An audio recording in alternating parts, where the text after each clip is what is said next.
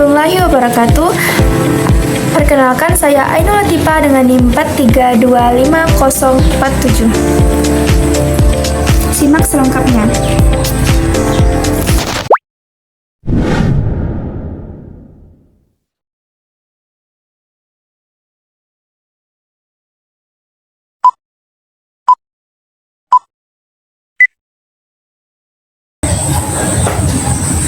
Di era sekarang, persahabatan menjadi salah satu kebutuhan penting bagi banyak orang, terutama bagi kalangan remaja. Namun, tidak semua persahabatan membawa dampak positif. Ada juga yang perlahan berubah menjadi toksik atau merugikan. Toksik di sini berarti persahabatan tersebut membawa tekanan, kecemasan, bahkan ketidaknyamanan dibandingkan daripada kebahagiaan dan hubungan emosional. Seperti apa sih persahabatan yang toksik itu dan bagaimana cara menghindarinya? Simak ini. Ada beberapa alasan mengapa persahabatan bisa menjadi toksik. Yaitu pertama, ketidakseimbangan antara memberi dan menerima.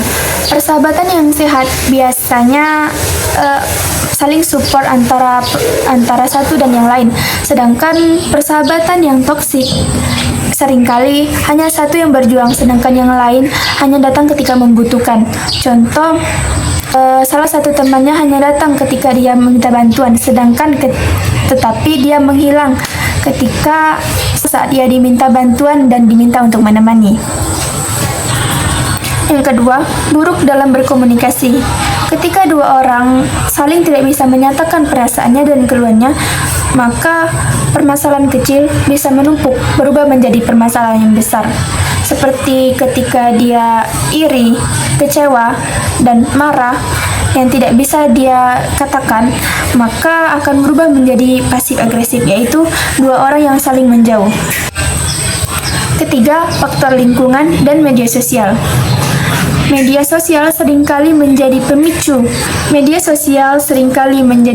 Hancurnya persahabatan.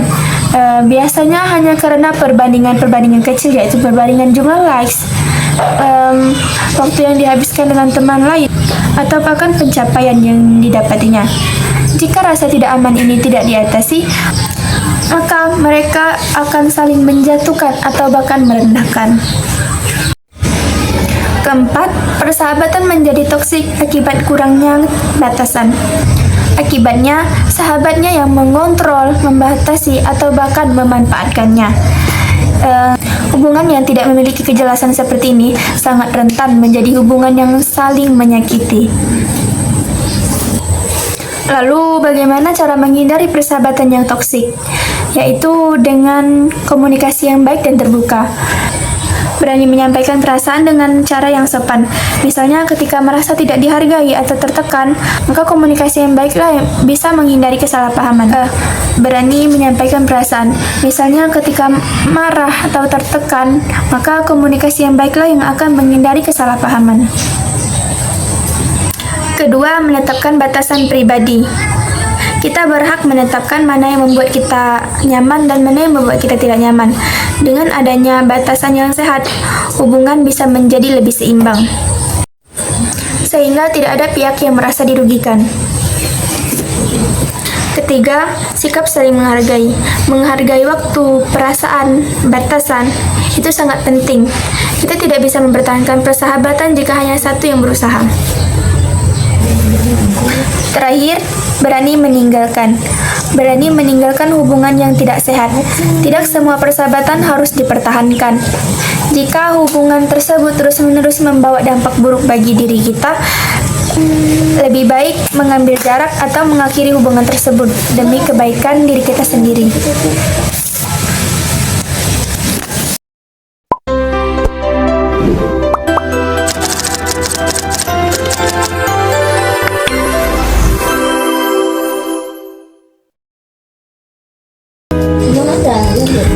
Dengan Dengan fenomena ini, melalui lensa filsafat ilmu, kita dapat memahami toxic friendship bukan hanya persoalan perilaku, tapi juga persoalan hakikat hubungan, ontologi, serta nilai apa yang seharusnya cara kita mengenali tanda-tandanya, epistemologi, serta nilai apa yang seharusnya dijaga dalam persahabatan, aksiologi. Pendekatan ini membantu kita melihat bahwa hubungan yang tidak sehat bukan hanya ditentukan oleh seberapa lama dua orang bersahabat, tetapi juga sejauh mana nilai kejujuran, keseimbangan, dan penghargaan tetap dipertahankan. Dengan kesadaran filosofis seperti ini, kita dapat membaca fenomena persahabatan toksik secara mendalam, sekaligus membangun relasi yang lebih manusiawi dan bermakna.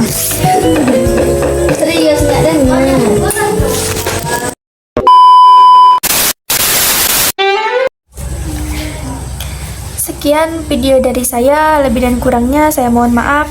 Wabillahi taufiq wal hidayah. Wassalamualaikum warahmatullahi wabarakatuh.